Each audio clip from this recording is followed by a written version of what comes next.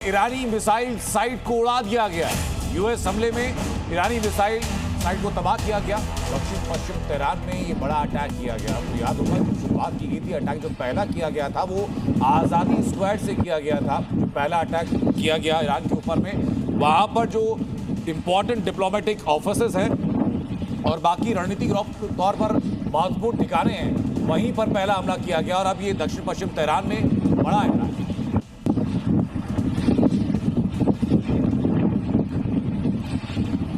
इसी के बीच ईरान ने भी पलटवार किया। ईरान के हमलों ने सबको चौंकाया भी है। ईरानी मिसाइल को तबाह भी किया गया इंटरसेप्ट करके, हालांकि इजरायली डिफेंस सिस्टम के द्वारा। लेकिन 8 देश ऐसे रिलीज के जहां पर अलग अलग यूएस बेसेस को निशाना बनाया गया है। और सबसे इंपॉर्टेंट, बैरीन के अंदर जो यूएस बेस था उसको निशाना बनाया गया। ये साफ संदेश दिया गया ईरान की तरफ से कि full throttle retaliation reply Iran कर रहा है, बावजूद इसके कि इजराइल के सपोर्ट में अमेरिका पूरी तरीके से है। लेकिन सबसे पहले जो गेस्ट पैनल हमारे साथ है उनका तारुफ मैं आपसे कराता हूँ। एसपी मलिक साहब हमारे साथ हैं, दीपक हमारे साथ हैं और अनुराग जी हमारे साथ हैं। मैं मलिक साहब आपसे जानना चाहूँगा कि शुरुआत में जो पहली खबर हमने दिखाई वो दिखाई टॉमहॉक मिसाइल्स को लेकर कि टॉमहॉक मिसाइल का इस्तेमाल किया गया। जहाँ तक मेरी जानकारी है, आमतौर पर पनडुब्बी से या किसी एयरक्राफ्ट कैरियर से इसको लॉन्च किया जाता है, यानी कि जो 2 डिप्लॉयमेंट भूमध्य सागर में और बाकी जगह पर अमेरिका ने किए हुए हैं वो एक्टिव हैं ईरान के खिलाफ। बिल्कुल एक्टिव हूँ। फारस की खाड़ी में उसके युद्धपोत वहाँ पे हैं जी। और उन्होंने ईरान को चारों तरफ से घेर रखा है। नेवल के 2 बड़े शिप जो यूएसएस अब्राहम लिंकन और जेराल्ड फोर्ड को उन्होंने डिप्लॉय कर रखा है जी। और ये जिस मिसाइल टॉमहॉक की बात कर रहे हैं हम, ये उन्होंने नेवल बेसिस से ही स्ट्राइक किया है ईरान को।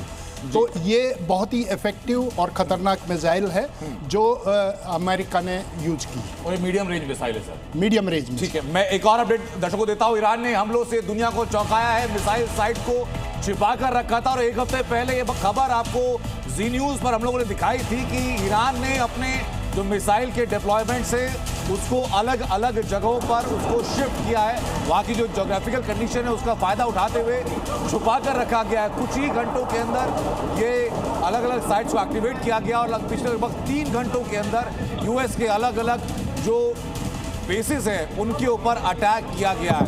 ईरान के पास यूएस के अनुमान से ज़्यादा हथियार है, ये भी एक अंदेशा लगाया जा रहा है। लेकिन कर्नल दीपक, मैं आपके पास आऊँगा सर कि ये जो इस वक्त मिडिल ईस्ट के अंदर चल रहा है, भारत के ऊपर इसके रिपरकशंस क्या है? देखिए, भारत के ऊपर ही नहीं, इसकी पूरी दुनिया के ऊपर इसके जो रिपरकशंस होंगे। लेकिन अगर भारत की खास तौर पर हम बात करें तो एक बहुत बड़ा हमारा डायस्पोरा है, करीब 70 से 80 लाख लोग जो मिडिल ईस्ट में काम करते हैं, रोजगार में शामिल हैं।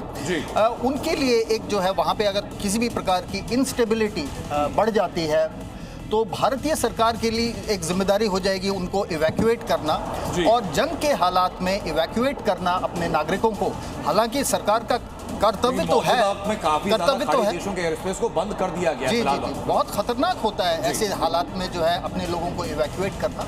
सबसे बड़ी बात तो वो है। और दूसरा जो तेल का जो आवाजाही है जो कि स्ट्रेट ऑफ हॉर्मुज़ से होती है, मैं इसके इकोनॉमिक इंपैक्ट पर भी आऊंगा सर। इसी